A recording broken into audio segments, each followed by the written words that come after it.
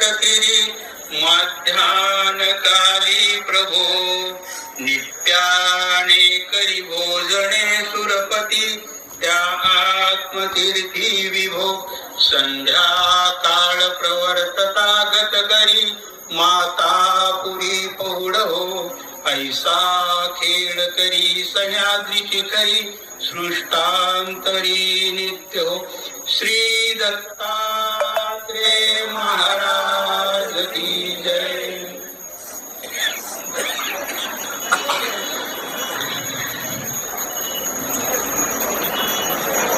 श्रीमद सह्याद्री वर्णन महापंडित आचार्य प्रवर श्री रवळव्यास पात्रिका विरचित या ग्रंथाच्या आज आपण समारोपाकडे जात आहोत.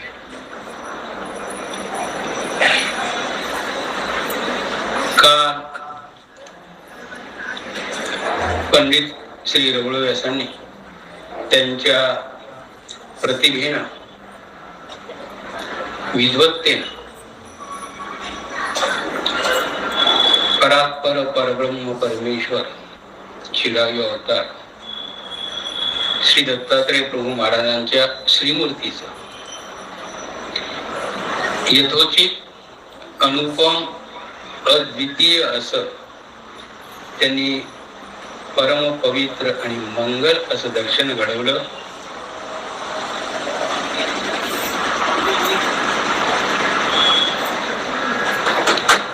त्या श्रीचरणाचं ध्यान त्यांनी अतिशय अत्यंत श्रद्धापूर्वक अंतःकरणातून केलेलं आपण बघितलं. आणि असं ते सामर्थ्यशाली असलेलं श्रीचरण, त्याचा सहवास, त्याचं सानिध्य कुणाला नको आहे. आहोत आपण दुर्भागी, आहे आपला अनाधिकार, पण कधी ना कधी तरी त्या प्रभूचरणाची आणि आपली नक्कीच गाठ होणार आहे. तो विश्वास, तो आत्मविश्वास, ती दृढता आणि ती निष्ठा समोर ठेवून आपला हा ईश्वर मार्गाच्या साधनेचा प्रवास चालू आहे. आता तुम्हाला जर त्या प्रभूंच्या श्रीचरणाची आवश्यकता भासते तर मग ते ध्वज, अंकुश, ऊर्ध्वरेषा, धनरेषा, तीळ यांनी कावर तिथे जाऊ नये म्हणून ते तिथं जाऊन बसलेत. त्यांनी त्या चरणकमलाचा आश्रय घेतला आणि म्हणून श्री चरणी विलासली तेनेची तिये थोरावली त्रिलोकी वंद्य झाली सामुद्रिके.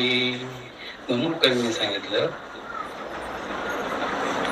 या सामुद्रिक चिन्हांनी प्रभूचरणाचा आश्रय घेतल्यामुळं ती थोरावली. त्यांना एक महत्व, त्यांना एक मूल्य, त्यांना एक पावित्र्य नक्कीच प्राप्त झालेलं आहे. त्या श्रीचरणाच्या पदस्पर्शात कुणाव फेडावया दोषे पृथ्वी पायी लागत असे की ते श्री दत्त चरण स्पर्शे झाली हिरण्यगर्भा. हिरण्यगर्भा पृथ्वीचं दुसरं संबोधन आहे. जिच्या पोटामध्ये सोनं आहे, जी सोनं प्रसवते, सोन्याच्या खाणी आहेत बरं का, त्या सोन्याच्या खाणी जिच्या उदरामध्ये आहे अशी ती हिरण्यगर्भा. आपलं कुनाव, पृथ्वी हे नाव मला नकोय, यापेक्षा आणखी काही वेगळं मोठे पण मला प्राप्त होते का, म्हणून ती असोसली कल्पना अशी आहे. श्री दत्तात्रेय महाराज ज्या चरण स्पर्शाने पाटण करतात तो स्पर्श या पृथ्वीला नक्कीच होणार. म्हणजे तिला ते पावित्र्य आले आणि ती इतकी सद्गदित झाली किंवा ती इतकी हर्षभरीत झाली की माझं कुठं असं दैव झालं. एवढा अनंत ब्रह्मांड नायक परब्रह्म परमेश्वर मला स्पर्श करत चाललेला आहे. मी तर कधीच इच्छिलं नव्हतं, मला कधी असं वाटलंही नव्हतं, पण केवढं माझं भाग्य आहे. आणि त्यामुळे झालंय काय, मला सुद्धा एक आपसुकच एक वेगळं असं अनामिक महत्व प्राप्त झालेलं आहे. जयाचे संबंधे सर्ग घनीभूत ते झाले विरज, ते योगी अळीवळ पदांबुज श्री दत्तात्रेयाचे शरद असं परमाणूला म्हटलेलं आहे. आणि घनीभूत म्हणजे जडत्वातील जीव, ह्या अत्यंत तात्विक अंगाने केलेल्या परंतु एक कल्पना, त्याला यथार्थ असा सिद्धांताचं प्रमाण सुद्धा आहे. आता केवळ त्या भूमीला स्पर्श झाल्यामुळे भूमी धन्य झाली की हो, पण भूमीबरोबर अजून काही धन्य होतंय का, आणखी कुणाला त्याचा आनंद मिळतोय का, तो कवीने शोधला आहे. आणि योगी रूपी भुंग्याचे घर असलेली या श्री दत्तांची चरणकमळे. आता हे सर्व योगी त्या श्री चरणाभोवतीच पिंगा घालतात, म्हणून त्यांना भ्रमर ही उपमा दिली. ते परमेश्वराचे चरण सोडून कुठेच वावरत नाही, त्यांना नकोच आहे, तुम्ही आम्ही नकोच आहे. एकदा त्या परमेश्वराचा तो बोधवंत झाला दत्तात्रय महाराजाचा की त्याची मात्रा त्यांच्या सोबतच, ते तुमच्या सोबत येणंच नाही. खूप अद्भुत काम आहे. इतर अवतारांची गोष्ट वेगळी आहे, यांचं तसं नाही. एकदा तो त्या अधिकाराला पात्र झाला, बोध झाला की अदृश्य झाला आणि तो सतत त्यांच्या सोबत, म्हणून तो ब्रह्म आहे. त्याच चरण कमळाजवळ तो सारखा पिंगा घालतो, त्याला तुम्ही हवी नको आहे. आणि त्याचही बरोबरच आहे, आपल्या सहसत्याला काय मिळणार आहे, आपल्याच नको असलेल्या उठा ठेवायच्या गोष्टी त्याला ऐकावं लागतील. तो त्रसला तुम्हाला, किती दिवस आहे तुम्ही तेच तेच आणि पुन्हा पुन्हा, काहीच फरक पडत नाही. हे नकोय मला, यापेक्षा शाश्वत असं मला कुठं काही सापडते काय, गवसते काय, त्याच्या शोधात आहे. आणि तो त्या परम सुखाच्या शोधासाठी सातत्यानं त्या प्रभू चरणाजवळ पिंगा घालतोय. आणि एवढ्याच एका अर्थानं हे महाकवी त्यांना योगी अळीऊळ हे संबोधन दिले. तर अलिकुल असं भोंग्याला म्हटलेलं आहे. तर त्या योग्यांची जी चरण, त्या योग्यांचं जे आश्रयस्थान आहे, त्या प्रभूंची चरणकमल, त्या चरणकमलाच्या संबंधाने, त्यांच्या पवित्र अशा मंगलमय स्पर्शाने परमाणूत दुःख भोगणारे जडत्वीचे जे जीव आहे नकळतपणे ते सुद्धा सुखावले. जेव्हा परमेश्वराचा तिथं चरणस्पर्श होतो त्या दुःखाच्या रसना प्रतिबंध होतात, थांबतं ते दुःख. ईश्वराच्या याच्यामध्ये कुठेही असंत रूप क्रियेचं अवधान नाही, की त्या परमेश्वराच्या दानातलं ते वैशिष्ट्य आहे. तिथे संमिश्रता नाहीच आहे, केवळ आणि केवळ आनंद आणि आनंद. तो त्याचा दाता आहे, त्याची धवधणी आम्हाला तिथे होते. यापेक्षा वेगळं तिथं काही मिळतच नाही. दुःख तर त्यांच्या सावलीलाही नाही. आणि जर असं असेल, त्या परमेश्वराजवळ जर दुःख असेल, भक्ती करायचीच कशाला. ते तर आपण भोगूनच राहिलो, आपण घेऊन आलो सोबत, व्यवस्थित सगळा आपला डाटा तयार आहे. तुम्हाला माहिती नाही काय काय आपल्या पुढच्या क्षणात काय, त्याच्यानंतर काय, कधी आपण राजे होणार, कधी सरपंच होणार, कधी घरातच बसणार, सगळं अगदी परिपूर्ण डाटा आपला तयार आहे. तो कुणालाही चुकत नाही. चुकतो केव्हा, जर त्या परमेश्वराची अनुकंपा झाली. पाहत्या सुदाम भाळी विधिने लिहिले की दुःखीक मागावे, त्या लिखिता ते मोडणे प्रभूने लिहिले न भीक मागावे. फक्त आणि फक्त एकच अक्षर टाकलं सुदामाच्या कपाळावरती की तू माझं दर्शन घेतलंस, भेट दिलीस मला, आता जाताना न भीक माग. कधी मागितली? भीकच मागितली नाही, फक्त एक मूठभर पोहे हो. आपण ते शेजारीला घुसणे देतो, त्याची आठवणही ठेवत नाही. पाहुणे आल्यानंतर दिले जाते, कधी आठवण राहते आपल्याला. परमात्मा तसा नाहीये. नुसतं मुठभर पोहे घेऊन गेलेला तो सुदामा, जगात असा कुठलाच दानी सापडणार नाही आणि म्हणून परमेश्वरला फक्त आणि फक्त महादानी म्हटलं जातं. कल्पना करा, व्यवहारात ही गोष्ट बसते का? एखाद्या मुठभर पोह्यामध्ये कुठं सुवर्णाची नगरी दिलं असतं, किलो 2 किलो 2 किलो सोनं, ते समजतो. हिरी मुलगी वाटायला होताना बाप देतोच की व्यवहार. त्यात काय फार मोठी खासियत होती. इथे तसं नाही. हा महादानी आहे आणि एवढ्यासाठी त्याला अनिर्वचनीय म्हटलंय भाषेत. त्याचं वर्णनच करता येत नाही आणि त्याला समजून पण घेता येत नाही. अनाकलनीय आहे. आपल्या आकलन शक्तीच्या नक्कीच तो बाहेरचा आहे. एक आहे, प्रभू अनुकंपा झाली तर तुम्हाला तो समजतो. म्हणून परमेश्वर पाहिजे आणि परमेश्वर झाले, त्याची अनुकंपा झाली तर तो आपल्याला ओळखू येतो.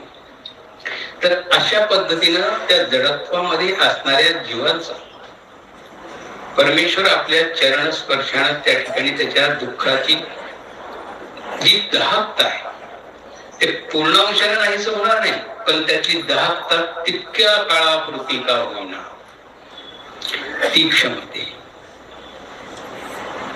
कुठेतरी वेदना होत आहे आणि तिथे अंगार होते, बर्फाचा कडा ठेवावर कुठे जाते ती अंगार? निघून जाते की नाही?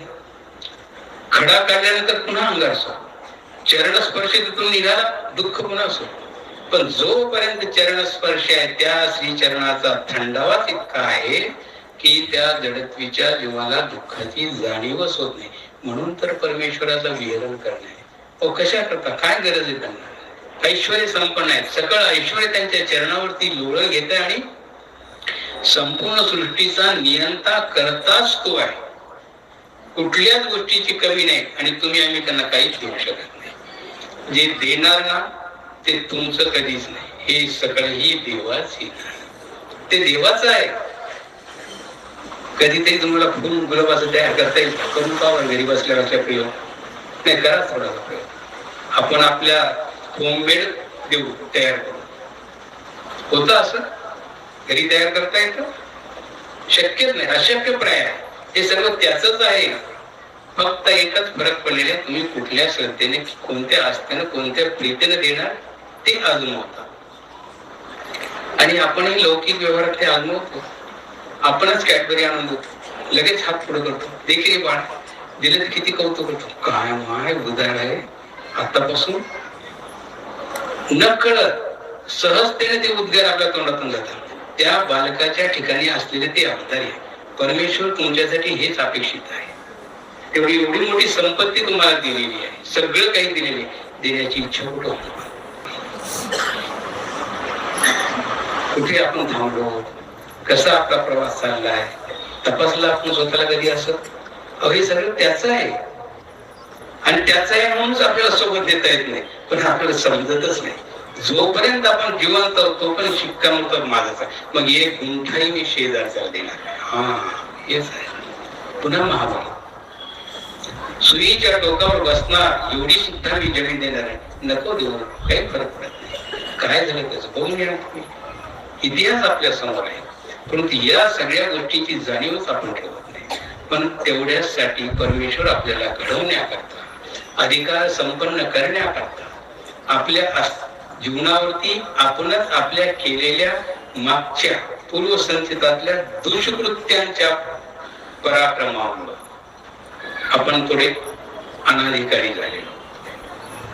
परमेश्वरापर्यंत पोहोचण्यासाठी आपल्याला जे आवश्यक अधिकार, जे अर्जकत्व पाहिजे ते कदाचित आपण अर्जित केलेलं नाही. जरी अर्जित केलेलं नसेल, पण तो मात्र अनार्जित दाता आहे. त्याला जर का तुमची कीव आली, त्याला जर का तुमची कणव आली, तो नक्कीच तुम्हाला देण्यासाठीच आसुसलेला, तो देण्यासाठीच थांबलेला, देण्यासाठीच फिरतोय. त्याच्या फिरण्यामध्ये त्याच्या चरणस्पर्शाने या सगळ्या गोष्टी घडतात. म्हणून त्या चरणस्पर्शाचं पावित्र्य, ते जडत्वाचे प्रिय दुःखमुक्त होतात, तेव्हा त्यांचे प्रारब्धच होते. असा त्या श्री चरण स्पर्शाचा महिमा प्रभू व्यासांनी वर्णन केलेला आहे. त्याच श्रीचरणाला असलेली नख, त्याला ते उपमा देऊ पाहतात. पण उपमा देत असताना त्यांनी ज्याची उपमा द्यावी असं ठरवलं ना, तिथेही त्यांना थोडी शंका आलेली आहे.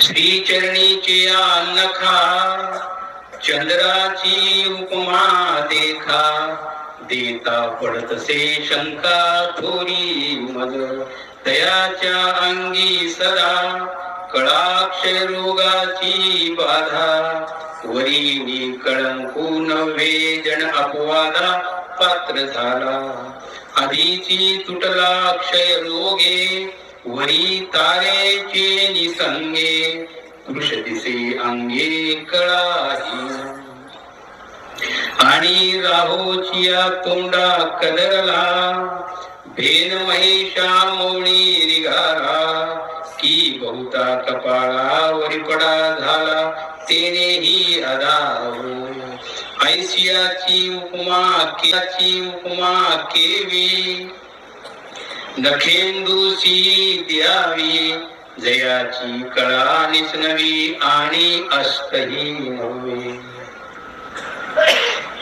कल्पना त्यांचीच आहे की त्या श्रीचरणाच्या नखाला मी चंद्राची उपमा देवी, पण त्यांना काही अडचणी तयार झाल्या त्यांच्यासमोर. त्या चंद्राविषयीचा असणारा जो न्यूनगंड आहे ते जर लक्षात घेतला तर मी त्या प्रभू श्रीचरणाच्या नखाला नक्कीच त्याची उपमा देऊ शकत नाही. आता हा न्यूनगंड काय असावा?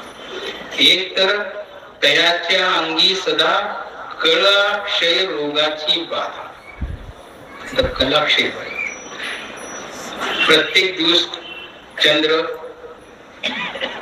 अर्धा घडीने काहीतरी कमी होतो असं आपण बोलतो. मग तो कोर कोर करत करत करत शेवटच्या दिवशी तो पूर्ण अस्तंगत होतो, म्हणजे अंधारामध्ये लुप्त होतो. हे त्याचा कलाचा होणारा क्षय आहे, कलेनं होणारा तो क्षय आहे. ते कलेने तो संपणार. मग असा संपणारा चंद्र आणि तो कधीतरी काळाकुट्ट होणार, त्याच्यामुळे अंधार पसरणार, ती उपमा कशी? बरं, ही तर एक बाब त्याची न्यूनगंडाची आहे. यापेक्षा अजून एक भयानक आहे. वरी निष्कलंकू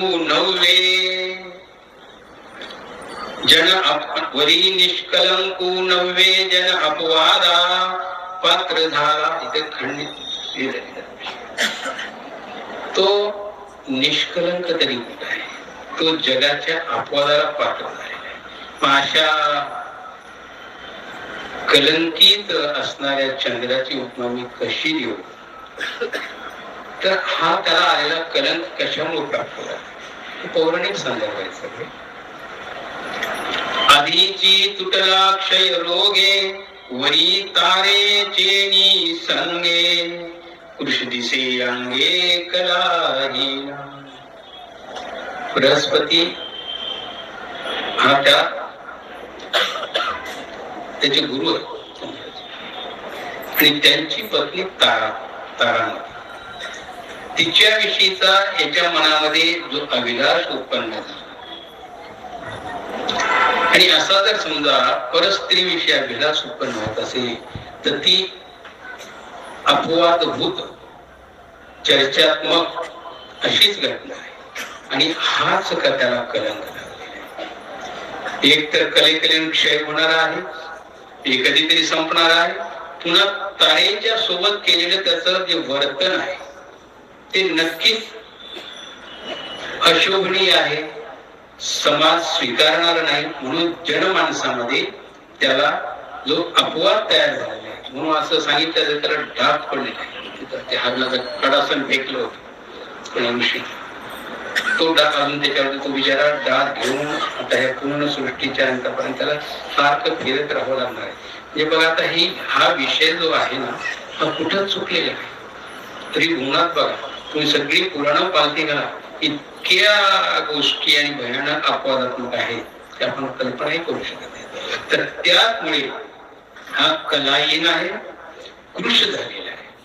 मग अशा चंद्राची मी कशी उपमा द्यावी? आणि त्याही पेक्षा आणि राहोचिया तोंडा कदरला भेन महेशा मौळी निघाला की बहुता कपाळावर पडा झाला तेनेही आधार होय. त्याच्यामुळे तो अर्धा झालेला आहे. कशामुळे? राहूच्या ग्रासण्याला तो कंटाळ. कधी कधी राहूचा त्याला हे बसतो तर राहू त्याला ग्रासतो आणि त्या भीतीपोटी हा महादेवाच्या मस्तकामध्ये प्रवेश करून कपाळावरती तो लपवून बसलेला आहे. मग असा जर भित्रा असेल आणि तिथं अर्धचंद्र होऊन बसलेला आहे, त्याची मी उपमा कशी देऊ? म्हणून ऐसियाची उपमा केवी नखेंदोशी द्यावी. त्याला अडचण अशी आहे की माझ्या प्रभूचं जयाची कळा निच नवी आणि अस्तही नवी. त्या नखचंद्रावरती असलेले जो तेज आहे, त्याची जी कला आहे, ती कधीच न संपणारी आहे. हा कलेनं रोज संपतो, 15व्या दिवशी तर संपून जातो. माझ्या प्रभूच्या श्रीचरणाचं तेज हे कधीच न संपणार आहे, नित्य नव आहे, नवा तेज आहे आणि असतं तर त्यांना माहितीच नाही. मग अशा अस्तंगत जाणाऱ्या चंद्राची मी उपमा देऊ कशी? म्हणजे इच्छा झाली होती पण ते तिथे थांबले. त्यांचं उदर देखोनी उदारा पदस्थ धुरा चौवेदी मागितला थाळा गुलपाठाई. आणि याच प्रकारे त्या प्रभूंच्या श्रीचरणी थोर तल्लीन झालेल्या वेदांनी सुद्धा त्या उदार चरणाचा तिथं आश्रय घेतलेला आहे. की वर्तुळे गुल्फ बरवी निरोपम सुहावी जंगायुगमाची शोभा केवी बोलवेल मग. घोटा पाया सुद्धा त्याला गुल्फास म्हणतात. ते गुल्फ सुद्धा इतके निरुपम आहे. ती वर्तुळे गुल्फे बरवी निरुपम सुहावी, ज्याला कशाचीच उपमा देता येत नाही अशी ते गुल्फ आहे. जंगा युगमाची शोभा केवी बोलवे नव्हे, त्याचंही मी वर्णन करू शकतो, इतकं ते अवर्णनीय आहे जंगा युग. अशा प्रकारे अनेक सलक्षणी सर्व अवयवांचं ते वर्णन करतायत. आता सलक्षणिक कैसे उंचावले दोन दिसे जीत सामावले असे चराचर. ज्या उदरामध्ये संपूर्ण विश्व सामावले, म्हणून कवीला ते श्री दत्तात्रय महाराजाचं दोन म्हणजे पोट मोठं वाटतंय. आपण तर बरोबर पसावर पायलीवर टाकून मोठं करतो आणि तेही संपल्यानंतर पुन्हा खपाटीला जातात, पुन्हा तयारीला लागतात.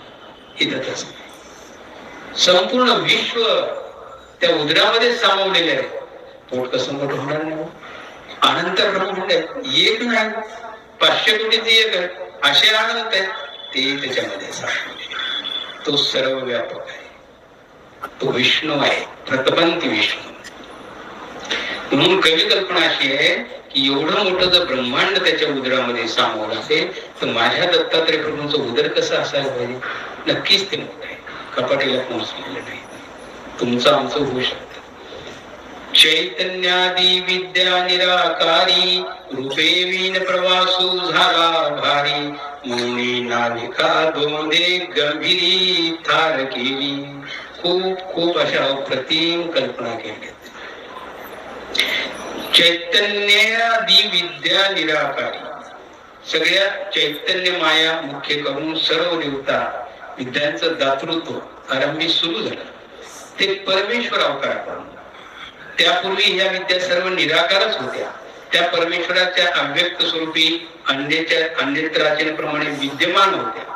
त्यांचं दातृत्व साकार परमेश्वरावांचून होणं अशक्य असल्याने अशा परमेश्वराचा शोध घेत जणू या सगळ्या विद्या प्रवास करीत होत्या. आणि प्रवास करून थकल्यावर त्यांनी कोणत्या जागेचा आश्रय घ्यायला पाहिजे?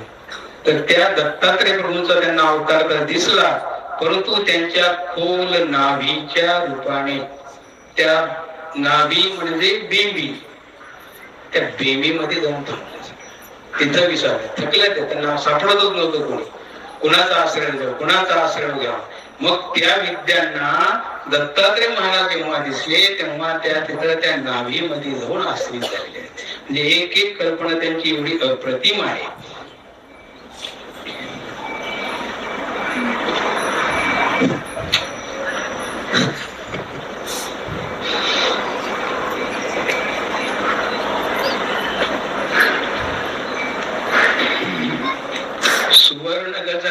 मुखा दिसते रातोत्पळ श्रियेचे आघात, तरी कर कमळी श्रीदत्ता उपमून येती. आता हे त्यांचे जे हात आहे, या हाताविषयीची ती कल्पना मांडत आहे. सोन्याच्या हत्ती, त्याचा जसा शोभिवंत दंड, तो रातोत्पलाने युक्त असा लक्ष्मीचा हात आहे. जे तो जो दंड आहे, ते जे भाऊ आहे, ती अगदी हत्तीच्या सारखी त्याची जी सोंड असते तशी मजबूत तर आहेच आहे, पण लक्ष्मी सारखी आरक्त वर्णाची आहे. घेऊनी माणिकाचे तेज, काढुनी संध्या रागाचे निज, एकत्र केली तरी करांबुज अधिक दिशे. ते श्रीकर कमळ हे त्या लालसरपणाचं जे तेज आहे ते संध्या रागापुढे सुद्धा फिक्क आहे. कैसी दश अंगुळ्या युक्ते, नखे सांगो लक्षणोक्ते, निर्मळे ते जिठे अडकते जेही चंद्र जयंतीला. हे हाताची नख आहे श्रीकराची. आपण मागची बघितली ती श्रीचरणाची, ती सुद्धा अशीच आहे. तिथंही परत त्यांनी चंद्राला जिंकलं, म्हणजे चंद्राची उपमा सुद्धा हाताच्या नखालाही बसत नाही. अशा प्रकारे त्यांनी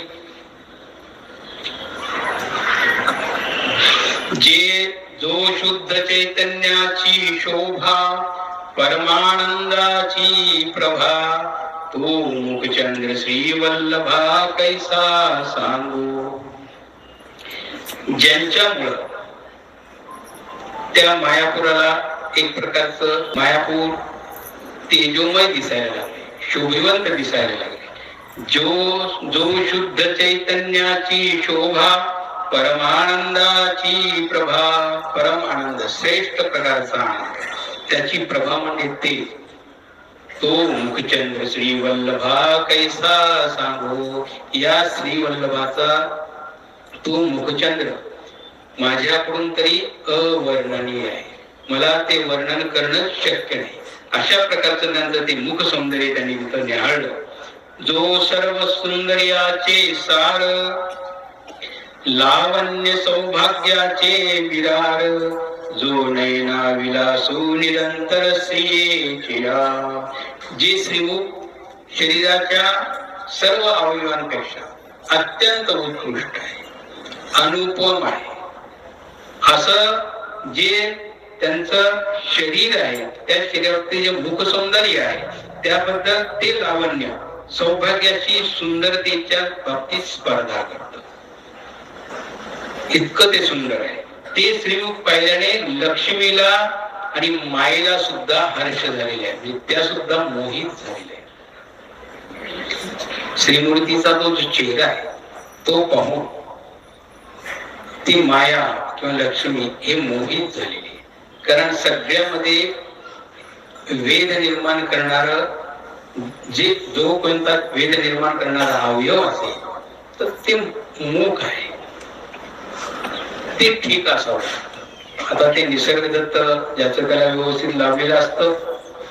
परमेश्वराचं मात्र असं आहे की तिथे माया देवता ह्या सगळ्यात त्या मुखचंद्राला पाहून वेधलेल्या आहेत. अशा अनेक अवयवांच्या विषयीचं वर्णन करणाऱ्या उपमा आलेल्या आहेत. थोडासा आजचा आपला प्रवास हा धावता आहे. कधी कधी एक्सप्रेस काही स्टेज सोडून देतेच माझ्याकडे. आणि बघा ना, आपण किती बंधनात पडलेलो. वेळेचं बंधन, डॉक्टर कडे गेले की खायचं बंधन, लहानपणी नीट बसायचं बंधन, मोठेपणी वात्रट बोलू नको बोलायचं बंधन, बाहेर जाऊ नको बघायचं बंधन. सगळी बंधनं पोथी सांगायला गेलो वेळेचं बंधन. आता उद्या हातात माझ्या दिवसच नाही, आज संपवायचंय. एवढ्यासाठी थोडस हे आहे ते तुमच्या लक्षात येऊन राहिले. ऐसा तो पुराण देखा, वैसा अनुमाने ब्रह्मादिका, जयाची निमिषा एका, काळ बहुत जाती. असा तो पुराण पुरुष वयाच्या अर्थाने ब्रह्मादिक देवतांनाही मोजला जात नाही. ज्यांच्या एका क्षणामध्ये युगेच्या युगे निघून जातात असा हा अवर्णनीय असणारा, जया नाही वर्णादी आश्रम नावे, पैतेने घाली जे जाणीवे, ते उत्तरी संगे सुहावे मृत कंठी. तसं पाहू जाता परमेश्वराला वर्ण आश्रम जात नाही,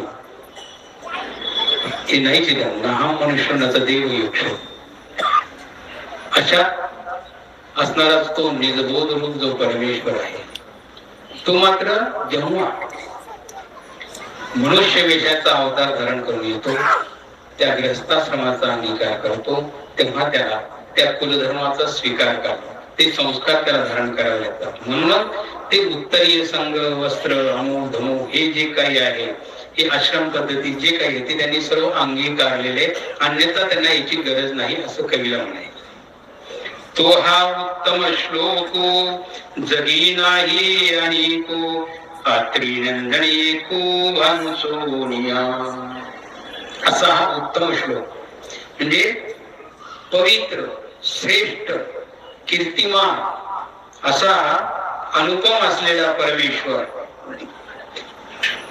अत्रिनंदन श्री दत्तात्रय प्रभूंचा अवतार, यांच्या सारखा जगात दुसरा अवतार नाही. आणि इथं अशा प्रकारे कवीनं त्या श्रीमूर्तीचं वर्णन अत्यंत उद्बोधक अशा शब्दामध्ये केलेले आहे. ऐसा अवतरोणी सृष्टी, राज्य करी सह्याद्र मुकुटी, उद्धरी कृपा दृष्टी स्वामी नागार्जुनाचा. अशा प्रकारे अवतार धारण करू एक चिरायू अवतार, अमोघ दर्शने श्री दत्तात्रय महाराज सह्याद्रीच्या मुकुपा दृष्टी आपल्या कृपादृष्टीनं अनंत जीवाचा उद्धार करीत तिथे वास करते. स्वामी नागार्जुनाचा अशा अर्थाने त्यांनी या ठिकाणी त्या दत्तात्रय महाराजांच्या श्रीमूर्तीचं अद्वितीय असं वर्णन केलेलं आहे, जे आपण कालपासून बघत आहोत, ऐकत आहोत. आता अशा प्रकारच्या सुंदर कल्पना मांडून त्या श्रीमूर्तीचं ध्यान करण्याचं कदाचित आपल्यालाही अवभाग्य लाभावं, ही एक मी सद्भावना आपल्यासाठी व्यक्त करतो. आणि याचं नित्य निरंतर परमेश्वराचं ध्यान करताना त्यांचं चरण, त्यांची श्रीकर, उदर, जाणू, गंगा जेही काही मूर्ती ज्ञानामध्ये आलेले आहेत ती सर्व आठवणं म्हणजे प्रत्यक्ष तो साचोकार परमेश्वर आठवण्यासारखं आहे. आणि त्यामुळे जीव स्वरूपावरती एक योग्यता, परमेश्वर प्राप्तीला पोहोचण्याच्या साधनामधले हे महत्वपूर्ण अंग आहे, महत्वपूर्ण साधन आहे. हे जर नाही केलं तर परमेश्वर भेटतच नाही. त्यासाठी प्रत्यक्ष परमेश्वराचं दररोज ध्यान झालंच पाहिजे. ते ध्यान या माध्यमानं करावं आणि अशा पद्धतीने करावं. म्हणून एवढ्या ओव्या त्यांनी 126 पर्यंतच्या खर्ची घातल्या आणि प्रभू दत्तात्रय महाराजांची साक्षात मूर्ती आपल्या समोर उभी केली. आता असे श्री दत्तात्रय महाराज जे अवतारीशील आहे ते अनेक जीवांना दान दातृत्व करत करत या सगळ्यांच्यावरती क्रीडा करत आहेत. आणि एके दिवशी मग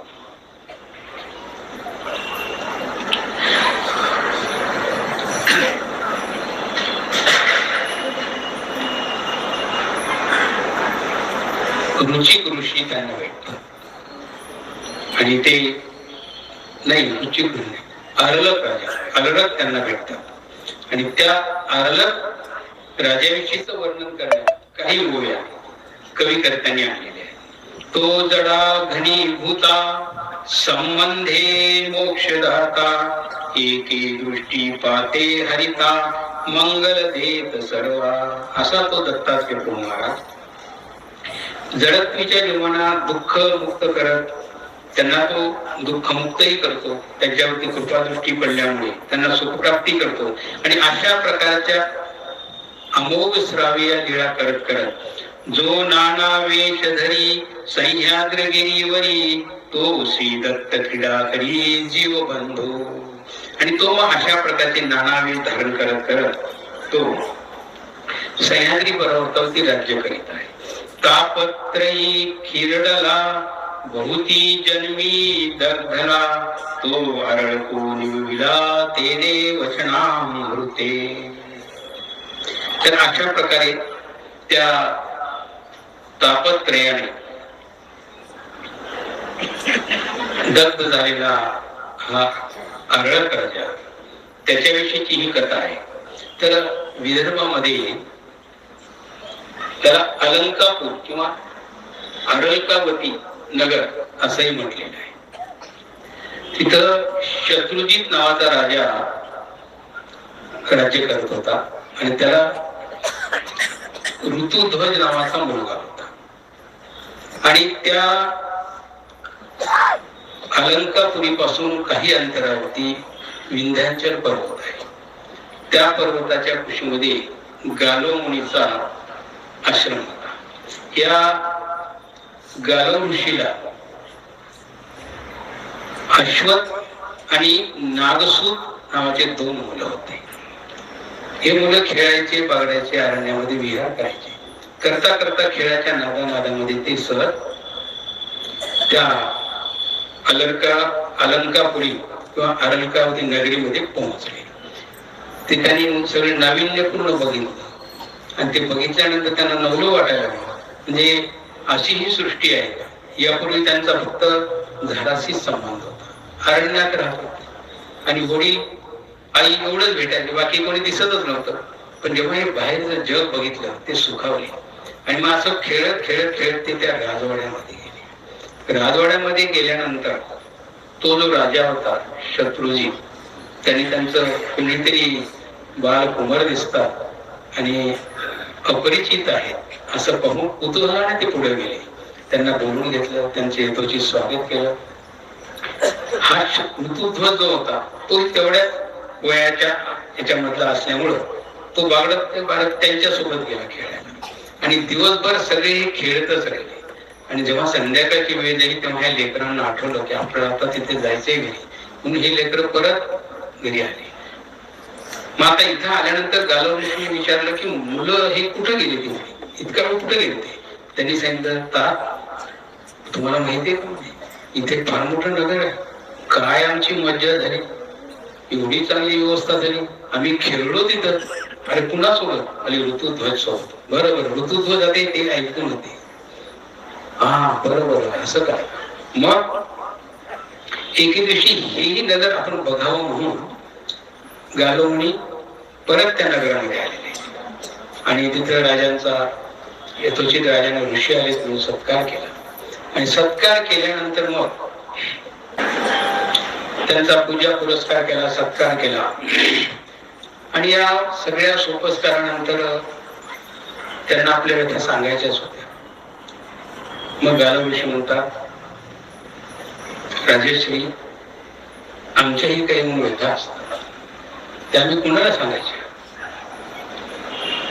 माझा असा विश्वास आहे की मी जे काही सांगेन ते तुम्हीच निवारण करू शकता, तेवढे तुम्ही प्रतापी आहात. मग नेमकं झालं काय? एक तालकेतू नावाचा जो एक महाअसुर असा दैत्य आहे, तो त्या सुतल विवरामध्ये गुहेमध्ये राहतो. परंतु तो इतका अनाचारी आहे, इतक्या दुष्ट प्रवृत्तीचा आहे, तो सर्वसामान्यांना त्रास तर देतोच देतो, परंतु त्याने ऋषी मंडळी सुद्धा सोडली नाही.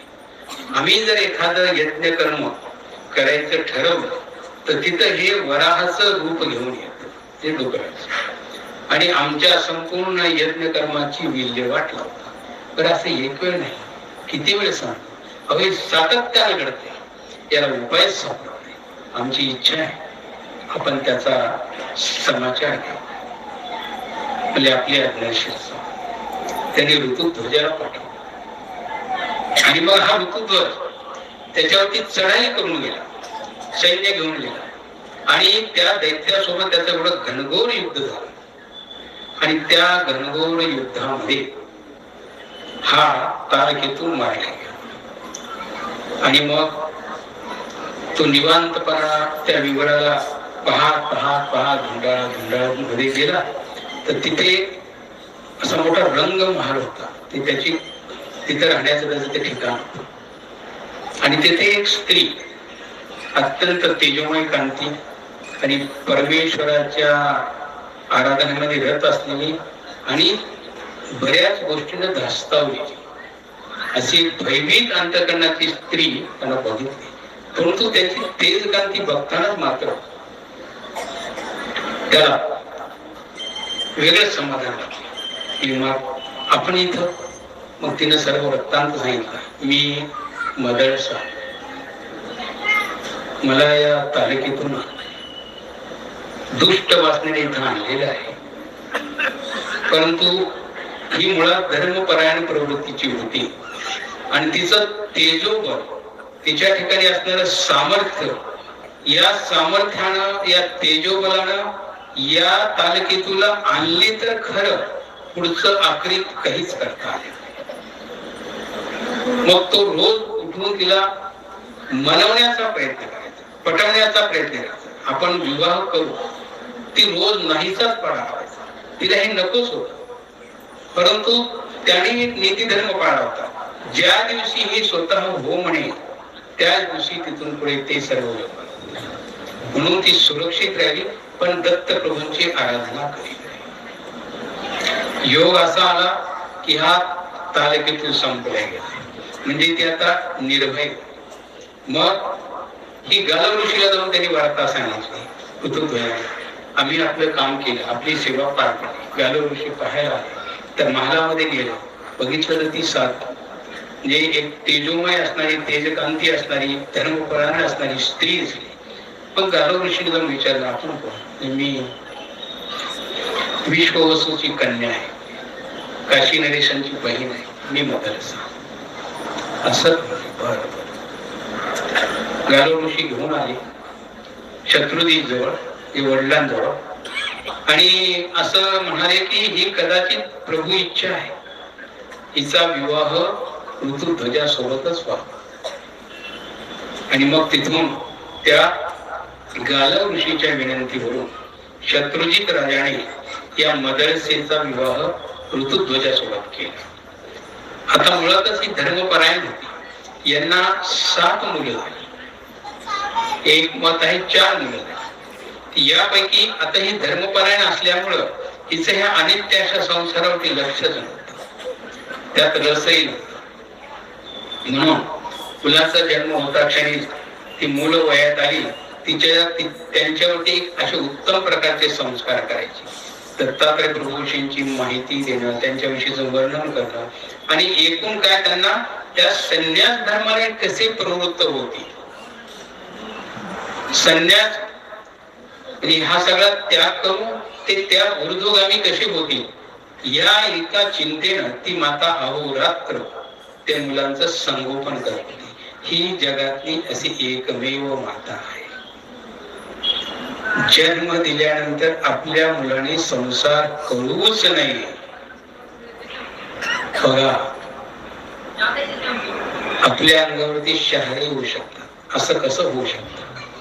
हे बिचारे कधी चोरून लपून प्रयोग करतात तर सगळे दंड्या मार्गात येऊन बसतात. आमच्या पोराला तुम्ही न सांगता कशी काय दिली, तुम्हाला कशी देऊ वाटली, आम्हाला नको त्या गोष्टीला. तरी आपल्याला ही उदारता येते.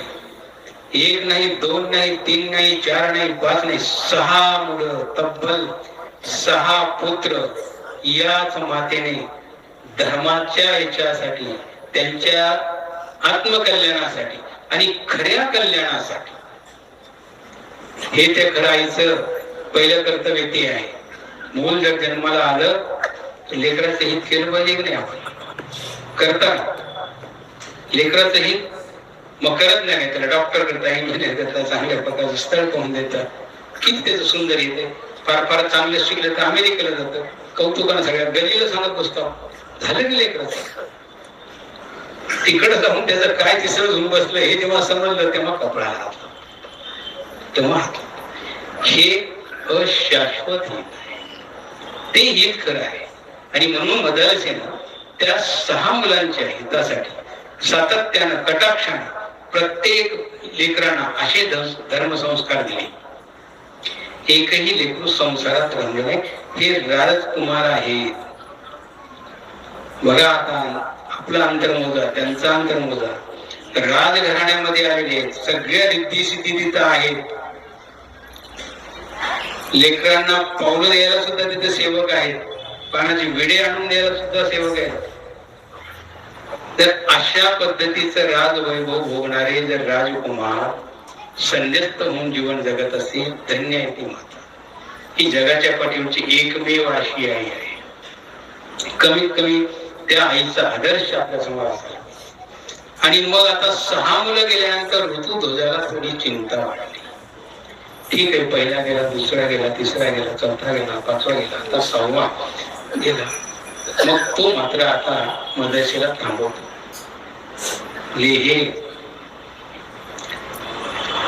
अर्धांगिनी, माझी तुला एक विनंती आहे.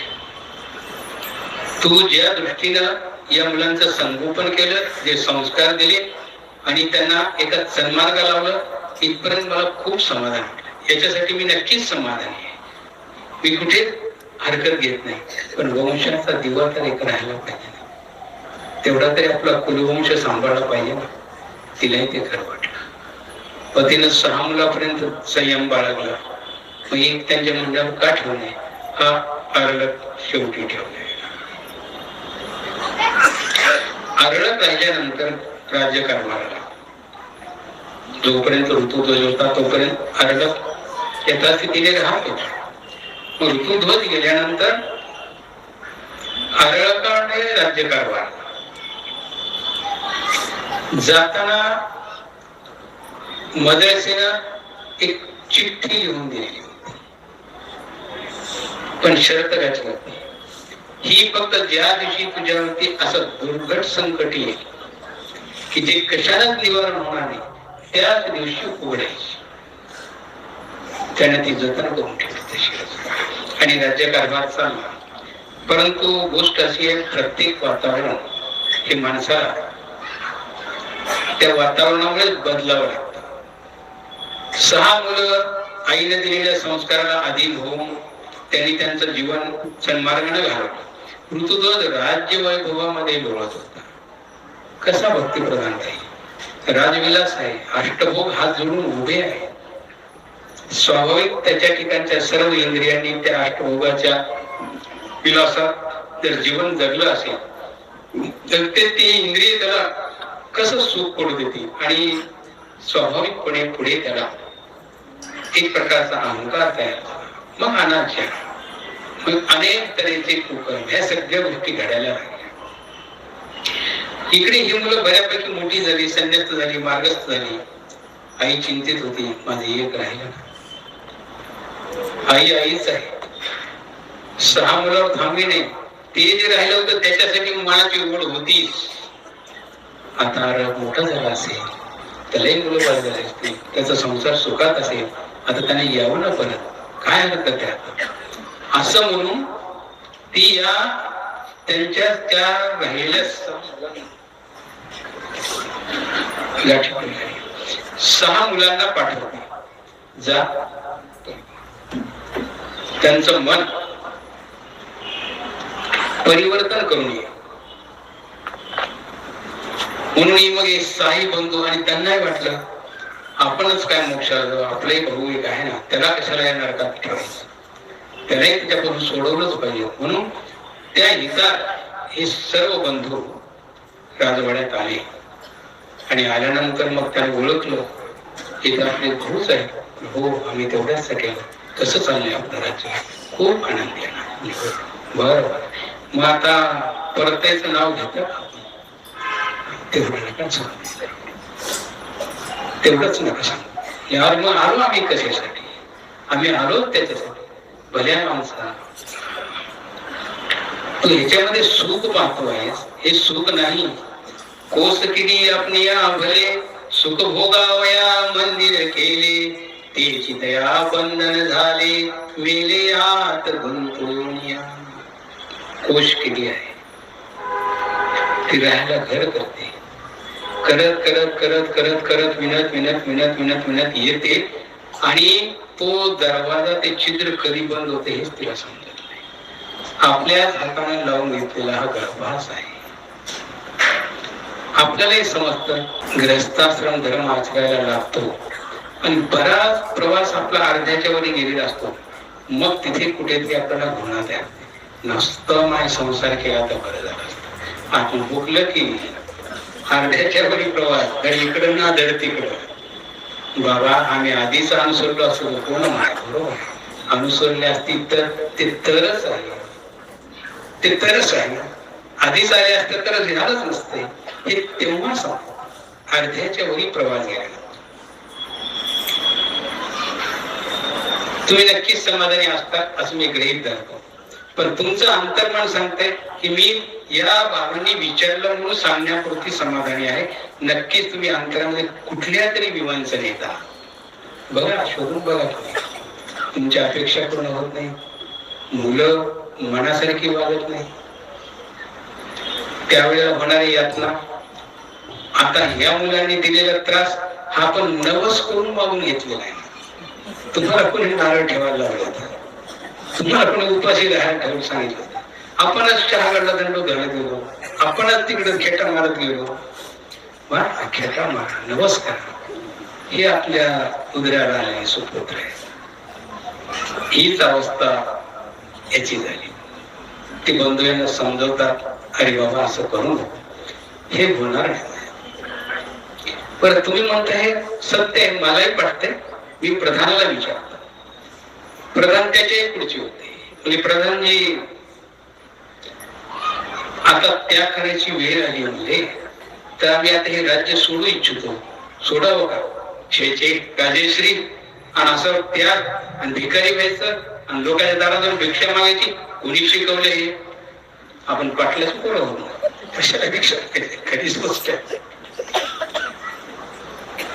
पाटील नावालाच आहे, सकाळी जेवण झालं तर संध्याकाळची चिंता असते. काय पाटील की अशी कामाची. समोर गेली तर मागे 10 लोक नाव ठेवतात, 100 लोकांना धरून आलेले असतात.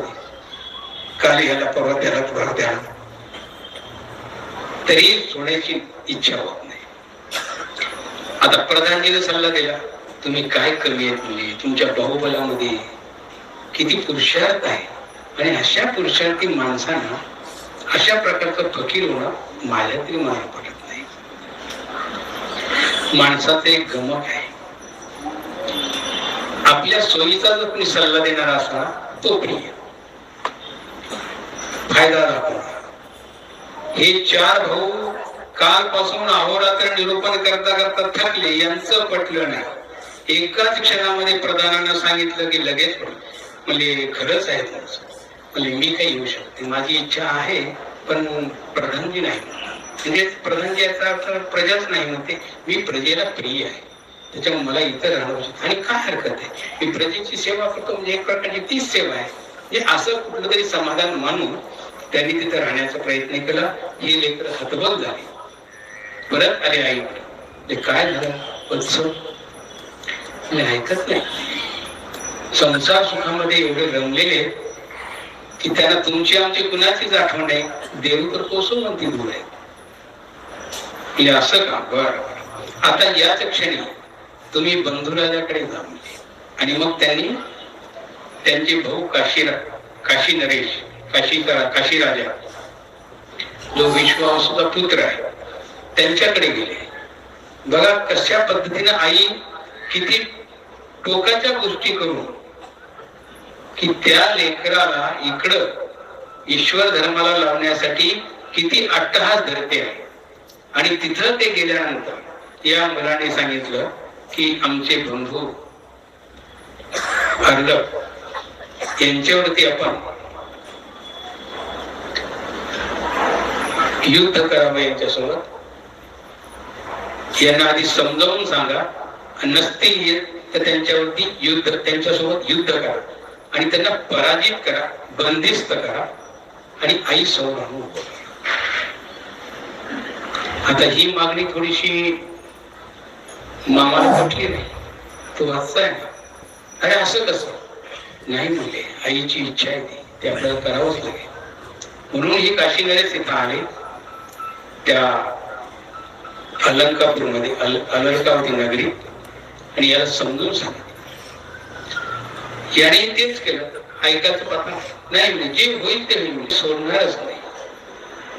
इथेच आमचं काय व्हायचं ते एवढा भोग विलास. तुम्हाला तरी शोधतं का? तुम्ही तर राजेच आहेत म्हणजे, मग तुम्ही सोडलं का म्हणजे सगळं? आणि तुम्ही मला सांगायला आले. आता ही गोष्ट खरीच आहे. तो राजविलासामध्ये राहणारा माणूस तो जर उपदेश करायला आला तर किती पटणार आहे? गुरु खाणाऱ्याने जर म्हटलं गुरु सोडून द्या तसं कुठं पटणार आहे?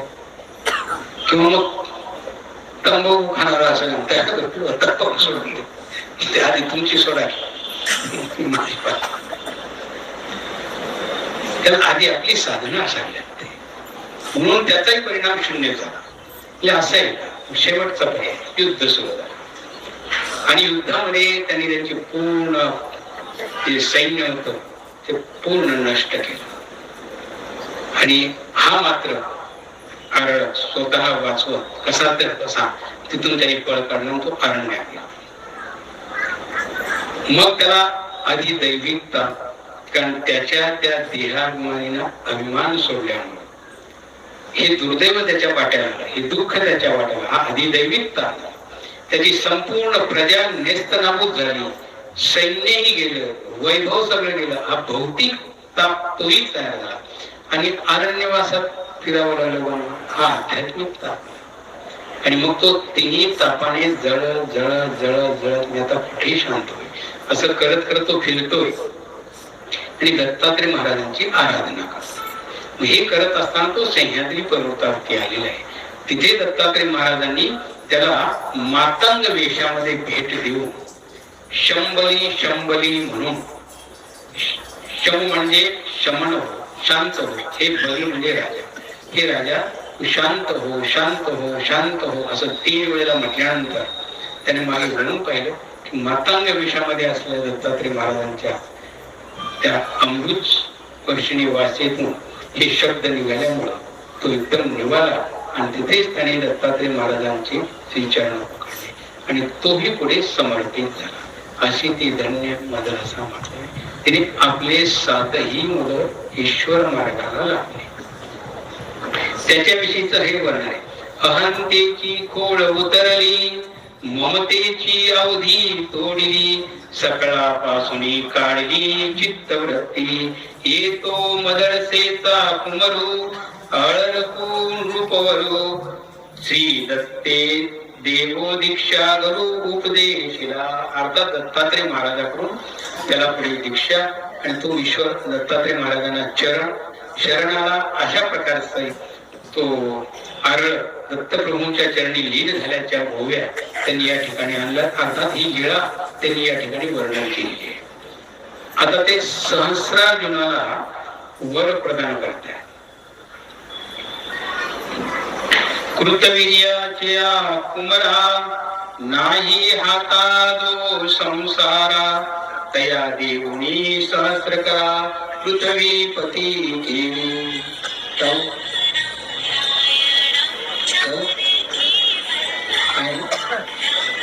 हा कालची 2 गीती बसली ना. हा महिष्मती नगरचा राजा आहे, कृतवर्य हे वंशातले आहे. यांचा मुलगा अर्जुन. आता या कृतवीर्यानं एकदा पुत्र प्राप्तीसाठी यज्ञ केला आणि हा यज्ञ करत असताना, ते यज्ञ कर्म चालू असताना, तो विधी चालू असताना त्याला जांभळी आहे आणि या जांभळीमध्ये त्यानं आपल्या दोन्ही हातानं, आता ते जांभळी अशी पूर्ण कशी द्यावी म्हणून त्याने हात असा आडवा लावला, तसा आपण नेहमी लावतो तसा. तो हात आडवा लावल्यामुळं तो हात ओवळा झाला, त्याच्यावरती तोंडातली ती वाफ गेलेली आहे याचं त्याला भान राहिलं नाही. आणि त्याच हाताने त्याने पुढचा विधी करायला सुरुवात केली. देवतेच्या विधीमध्ये आणि ईश्वराच्या विधीमध्ये महत्त्व आहे. देवतेचा विधी त्याच्या नियमात, त्यांच्या ठरलेल्या व्यवस्थेत जर होत असेल तर तो विधी तिच्यासाठी स्वीकारणीय आहे. आणि तो विधी स्वीकारल्यानंतर ती फलप्राप्ती आहे. जर का त्याच्यामध्ये काही उलट सुलट घडलं, नेहा विक्रमण स्वस्ती प्रत्यवायो नवीन देते, फुकटचे नरक आपण विकत येतो बाजारात जाऊन आणल्यासारखे. प्रत्यवाय नावाचा नरक.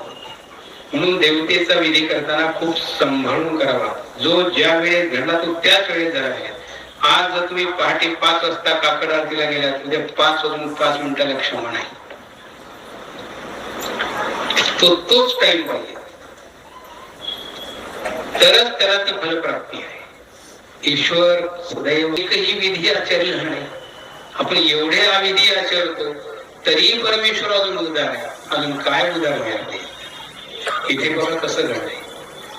कृतवीर्याला जांभळी आली, त्यांना हात तोंडाला लावला, हात न धुता म्हणजे आचमन न करता तो विधी पार पडला. कोटी आलेला जन्माला अर्जुन, ज्याला कार्तवीर्य म्हणतात, तो रुंड भाऊ म्हणून जन्म. आकुड हाताचा, बोटच नाही. असंच कस तरी वेगळं झालं, ते मला करून दाखवलं. आता असा जर आकुड भाऊ हाताचा ऋण तो कार्तवीर्य जन्माला असेल, बापाची सजा पोरा. आता तो राज्याला राजपुत्र होणार आहे. राज्य कधी काही भविष्यात त्याच्या हातात येणार आहे हे शल्य त्याच्या मनाला पोहोचायला लागलं. आणि यथावकाळ जेव्हा हे राज्य कारभार सांभाळण्याचं त्यांच्याकडे तो योग आला, त्यावेळेला मात्र तो खूप वैफल्यग्रस्त होता. आणि अशा आकुड हातानं हे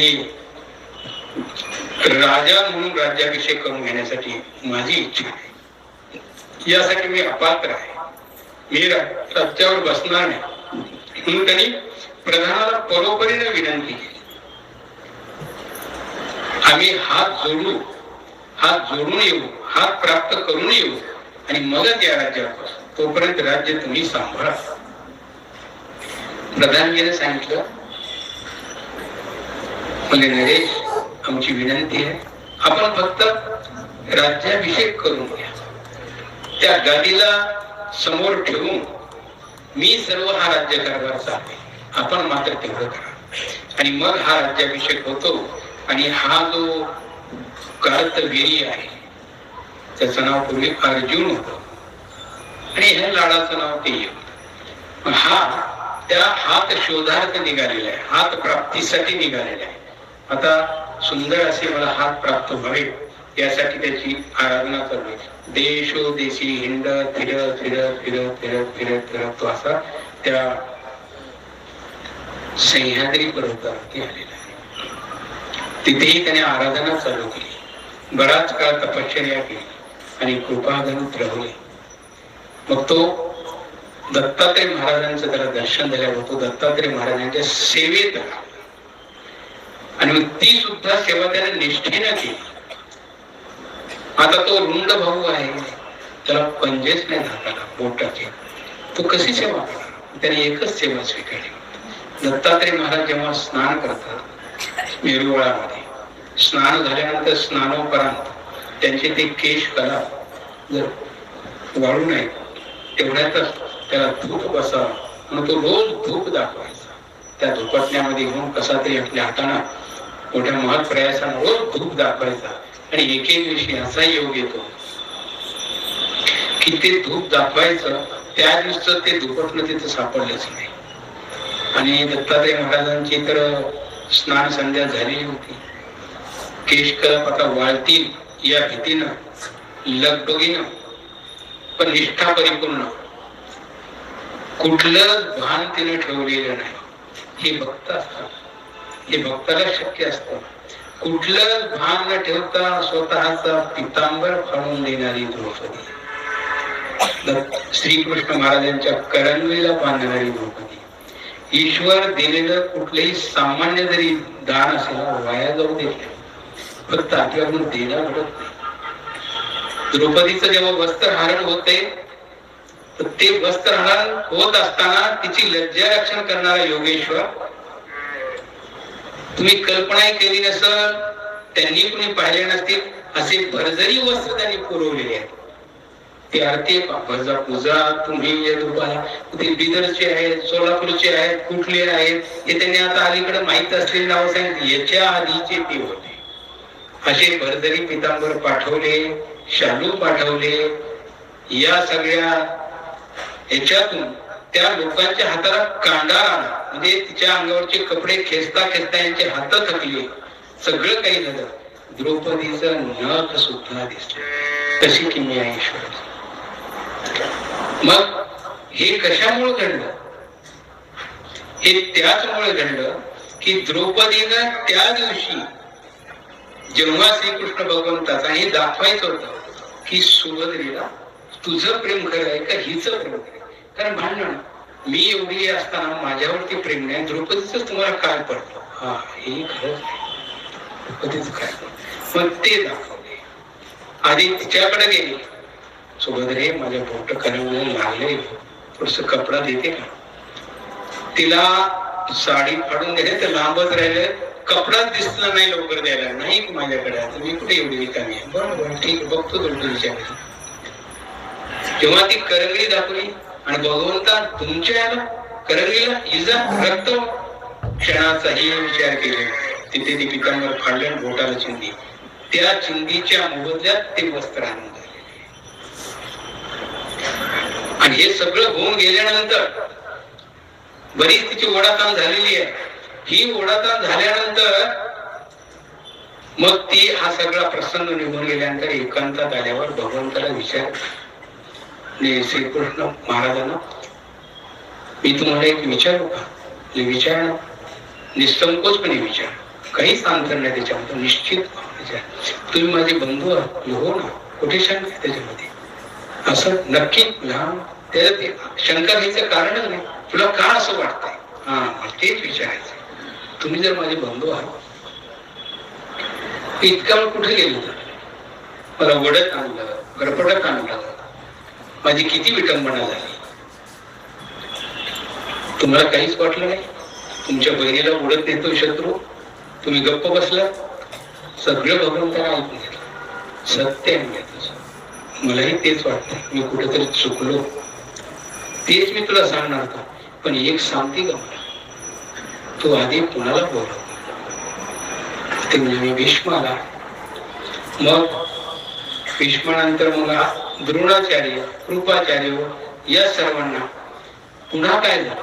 म्हणजे माझे 5 पती, जे माझ्या शरीराचा सांभाळ करण्याचं ज्यांनी प्रण घेतलेलं होतं, सगळ्या जगाला साक्षी ठेवून, त्या अग्नीला साक्षी ठेवून तो हार माझ्या गळ्यात घातलेला होता. काय झालं? ते पण येऊ शकले नाही कोणी. ते कुठल्या तरी अडचणीत होते. रिकामाई काय मी दुसऱ्याच्या नावावर पळत यायला. तो आधीच जर मला श्रीकृष्ण म्हणून हाक मारली असती तर पहिल्याच दिवशी तुझी फरफटच होऊ दिली नसती. आपली चूक आहे. आपण परमेश्वराला आठवण्यामध्ये कुठेतरी कमी पडत आहोत, कुठेतरी कमी पडत आहोत. तर भक्ताची ही अवस्था आहे की तो इतका बेभान राहतो की त्याला काय द्यावं काय नाही याची शुद्धच राहत नाही. आज नेमकं आरळकाचं तेच झालेलं आहे. आता धूप दाखवण्यासाठी धूपटणार नाही, केस वाळतायत, महाराजांचे केस आहे, ही सेवा आहे. पळत जातो छोट्या हातानं, त्या हातावरती विस्तव घेतो. विस्तव तिथं स्वयंपाक करता करता थोडा जर चटका बसला त्याला 10 वेळा ऐका होता. काय तुमची सारखी गाई माझ्या हाताला बोललं की अहो अकुशलता तुमची झाली, त्यांनी कुठं सांगितलं चटका मारून घे? तुम्हाला समजलं नाही, आपण सांगतो पण नाही. हे बघा भक्त कसे परमेश्वरासाठी किती समर्पण भाव आहे. हा टोकाचा भाव आहे. का म्हणून ईश्वर त्यांच्यासाठी दत्त म्हणून उभं राहणार नाही. आणि मग जेव्हा तो विसतो,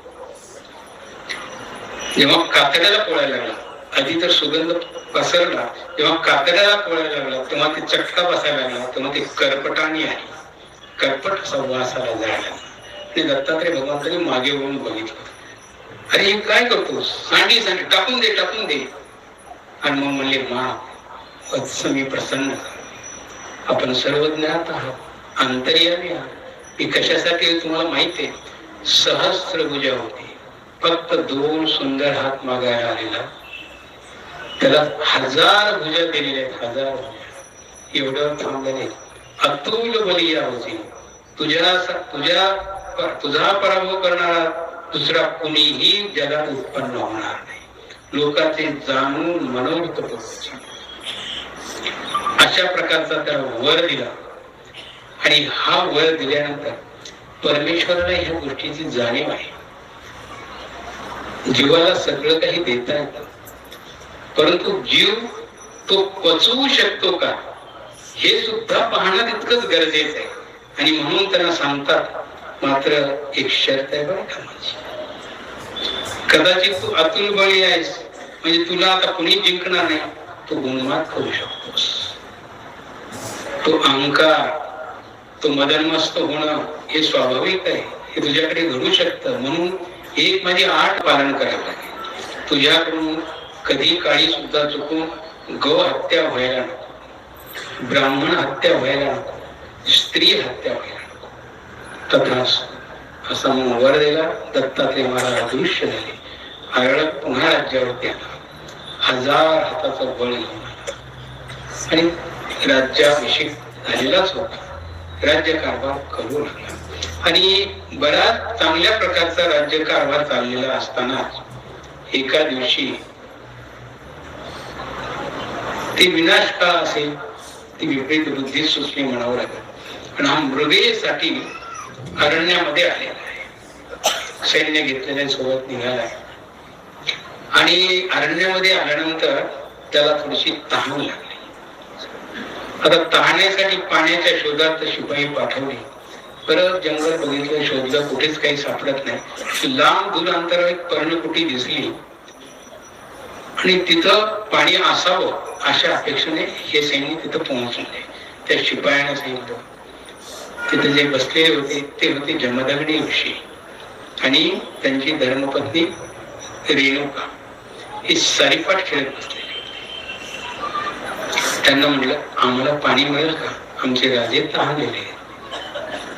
आता रेणुका ही विश्वरूप नावाची जी देवता आहे, तिचं हे मानवी स्वरूप धारण करून आलेलं आहे. त्याला पारिभाषिक शब्दामध्ये विग्रह म्हणतात.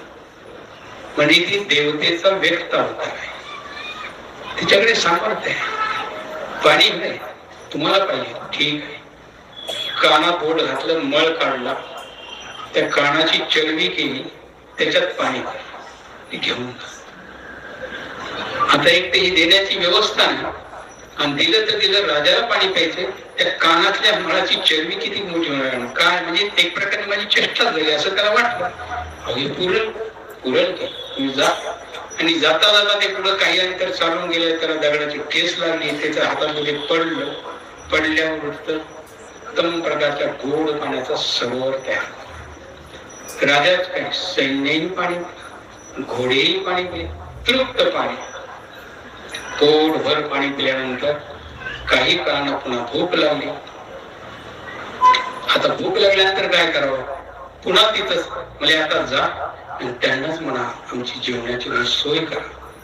पुन्हा हे तिथे त्या रेणुकीला म्हणतात, आमची भोजनाची काही व्यवस्था होईल का? आमचे राजेश्री भुकेले होईल की?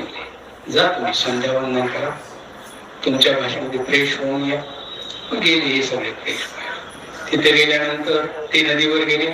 तोपर्यंत इंद्राची कामधेनू आव्हानली आणि ती इंद्र देवतेने पाठवलेली कामधेनू त्यांच्या त्या आश्रमात दत्त म्हणून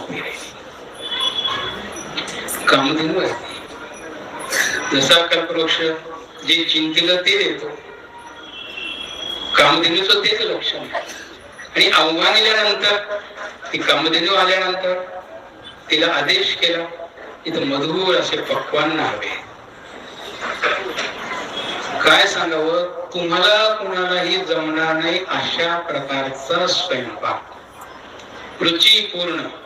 आम्ही लिहितो सुरुची भोज, हे वेगळं. कधी खारटकन तिखटकन आणि काही होतच. लिहायला कागदावर सुरुची भोज, आपलं सुरुचीच नसतं. ते पहा अन्न कसं, इतकं सुमधुर अन्न तयार झालं. आणि आल्यानंतर मग सर्वांना बसवलं. ते सैन्य राजेश्री यथावकाश पूर्ण तृप्तपर्यंत जेवले. राजा म्हणतो, हे अन्न आमच्या नगरीने देखील आम्ही आमच्या नगरामध्ये अन्नच बघितलं नाही असं. म्हणजे तिथं राणी सुद्धा फेल गेली. इतके दिवस सांभाळलेलं सगळं वाया गेलं. काय स्वतः खाल्लं आपण, हे बघा, हे खरं अन्न आहे. आपल्याला काय दिलं ते खातच राहिलं, त्यालाच अन्न समजलं. अन्न हे आहे, हे अन्न तर आपल्या घरी पाहिजे. दान अशाच ठिकाणी द्यायला पाहिजे की ते सत्पात्री गेलं पाहिजे. त्यांनी त्यांचा औदार्य भाव दाखवला. त्यांनी अन्न उपलब्ध करून दिलं. राजाची भूक भागली, तहान भागली, शांत राहावं. राजा परत प्रधानाला विचारावर हे अन्न कसं तयार केलं, एवढं सुंदर कसं, म्हणजे याचा काय तुम्ही ते प्रमाण असतं त्याचं काय ते सांगा, असं तसं त्यांना म्हणायचं असेल. पदार्थ कसे तयार झाले, आम्ही ते पैन समोर गाय बांधली, त्या गायीचा प्रकार एक कामधेनू आहे. ही एक कामधेनू तुमच्याकडे कशाला पाहिजे, ही आमच्या राज्यात बरी शोधते. बरं, म्हणजे त्यांची चूक झाली. ते भुकेने वापस पाठवले असते, तहानले पाठवले असते, फायद्यात पडला असता.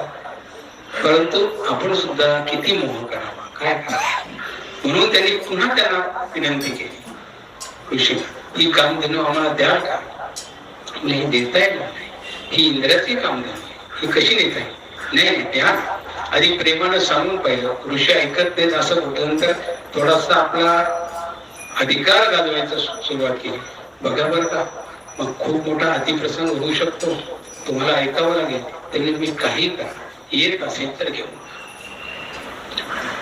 मग राजाला म्हटलं, गाय आहे, कासरा सोडला की गाय येऊ शकते. सोडलं नाही, कशाची गाय निघते. तिने ते चारी पायाचे ताणून दिले पुरं की सगळं सैन्य झोंबायला लागलं, पण गाय काही जास्त आला. सैन्य सगळं एकीकडं आणि गाय एकटी एकीकडे.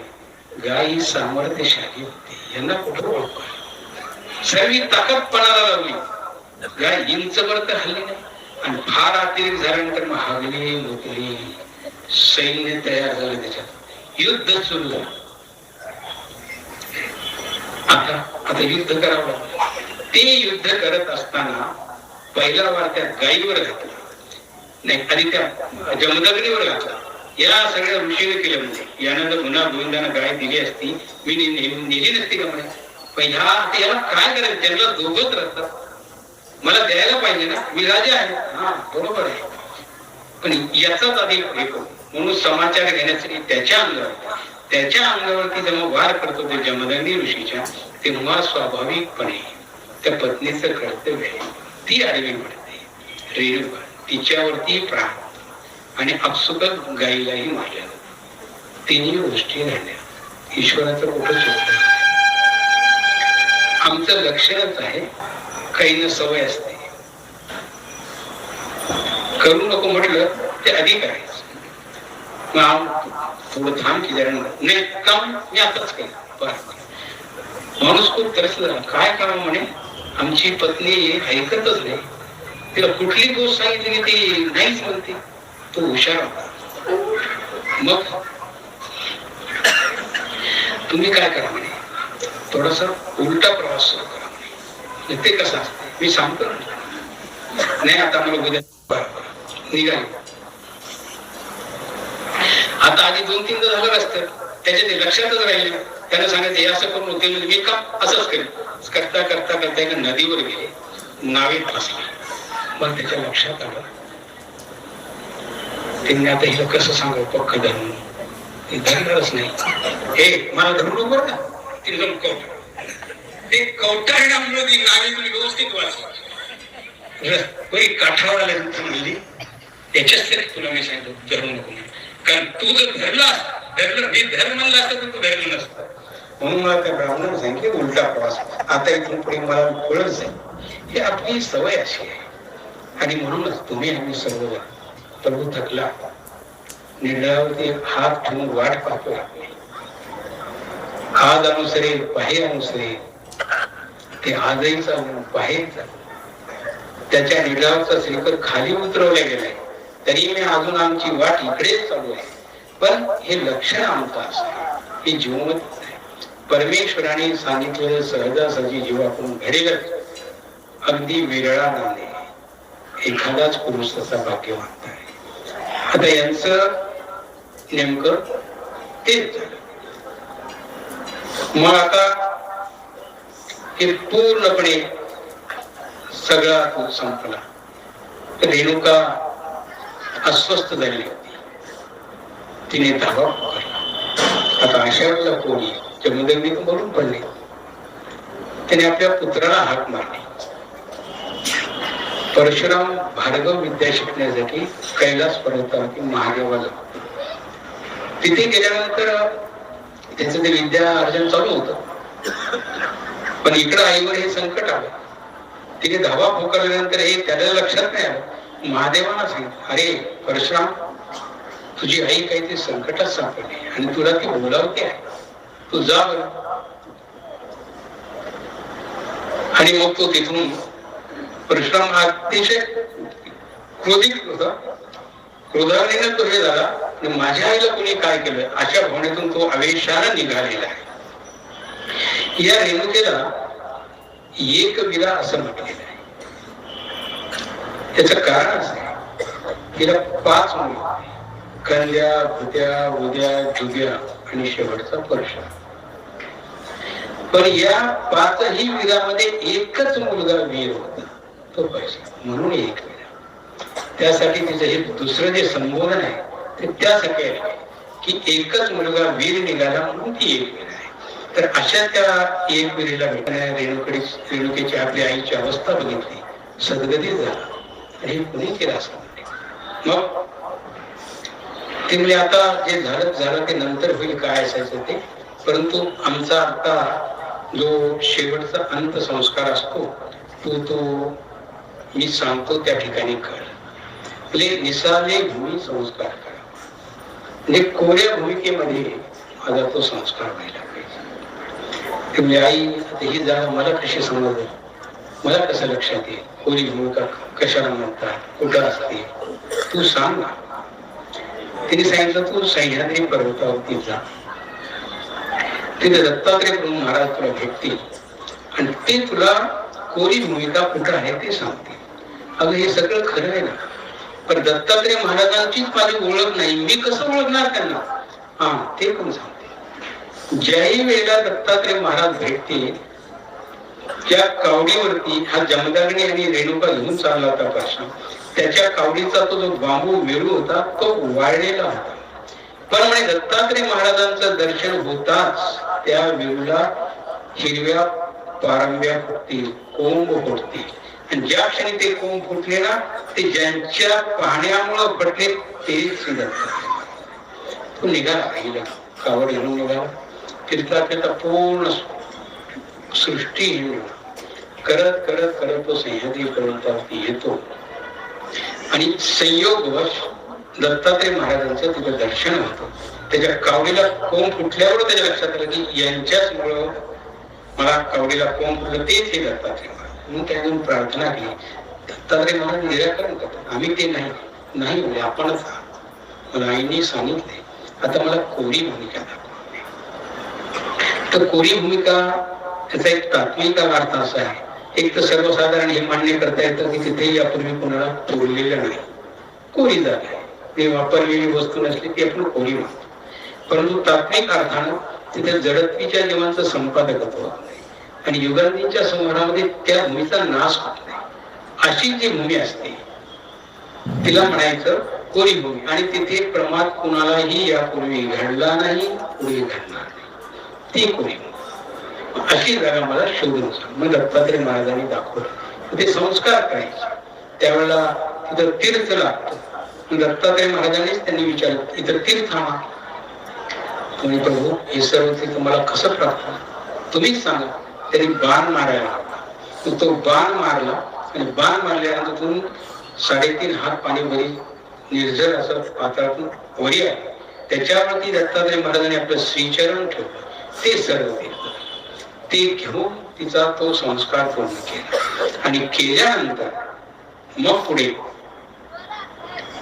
परशुराम आता बदला घेण्याच्या दृष्टीने पुढे तो निघतो.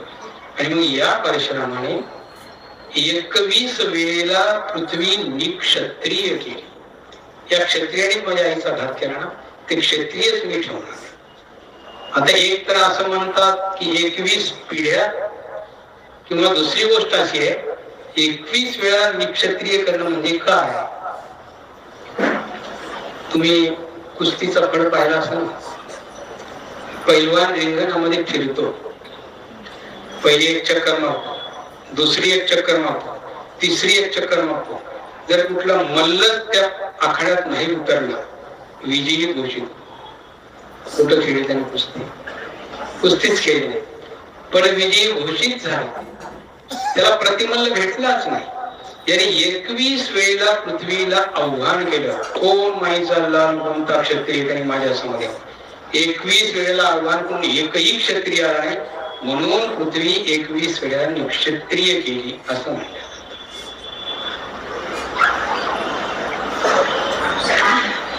अशा प्रकारे श्री दत्तात्रय महाराजांचं या ठिकाणी वर्णन त्यांनी त्याच्यामधून आणलेलं आहे.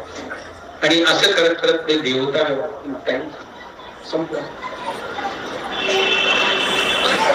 बरं, आता ठीक आहे.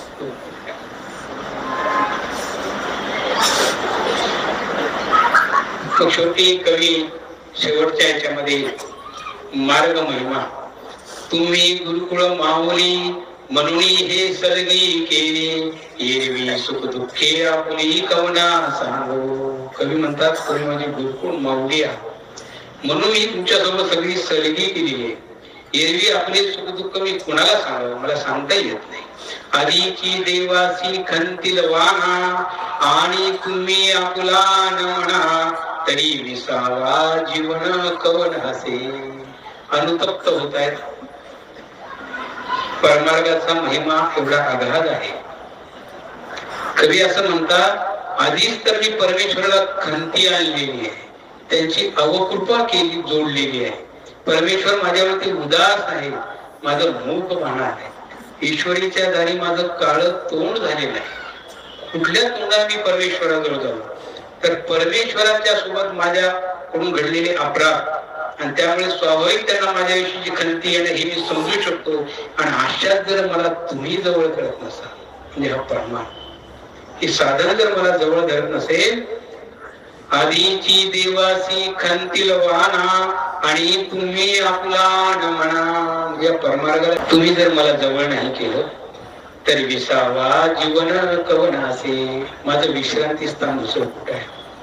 म्हणून या साधनांची महात्मा एवढं आहे, त्यांची महती एवढी आहे, त्यांची प्रसन्नता अर्जित करणे एवढं गरजेचं आहे. हे प्रसन्न असतील तर देव प्रसन्न आहे. बाईसानं म्हटलं म्हणून पांड्याला भेट झालेली आहे. आणि बाईसा विनंती करते, भक्त विनंती करतात, तेव्हा तो वसो बळदत्वापासून वंचित होतो. त्यासाठी या परमार्गाच्या बद्दलची आपल्यामध्ये अपार श्रद्धा असली पाहिजे. तुम्हा परते मज कवन इष्ट, सृष्टी माझी कैसे वरिष्ठ, मातया पुढे पाठी कोठ दाखवू आपले. या सृष्टीमध्ये तुमच्यापेक्षा श्रेष्ठ आणि इष्टदायक कोणीही नाही. म्हणून जे काही आहे ते आपणच आहात. म्हणून मी तुमच्या समोर हे सगळं माझं पोटातलं असेल, काय असेल, मनात असेल ते व्यक्त करते. सर्वत्र उन्हाळा माझ्या जीवा, तुम्हा वांचोनी आन नाही विसावा, तुम्ही आमचा मना हा ओलावा खंडित.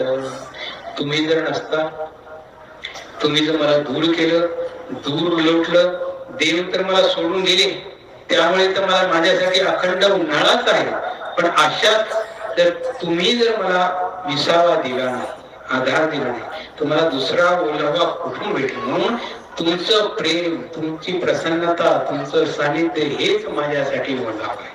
तुम्ही करा दयाचा अंगीकारो, दयाचा वेल एकू ईश्वरे केला वेरू, परी तुमचा नाविकारू थोरची असे.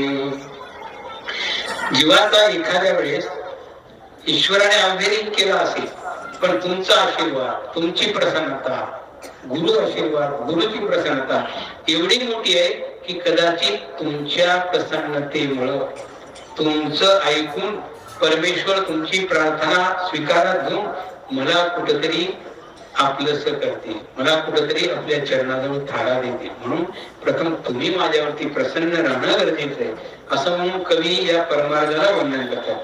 तुम्ही माझे साधन निरुते, दुःखादी पापा वेगळे करीते, म्हणून पुढती पुढती तुमते विनवीत असे.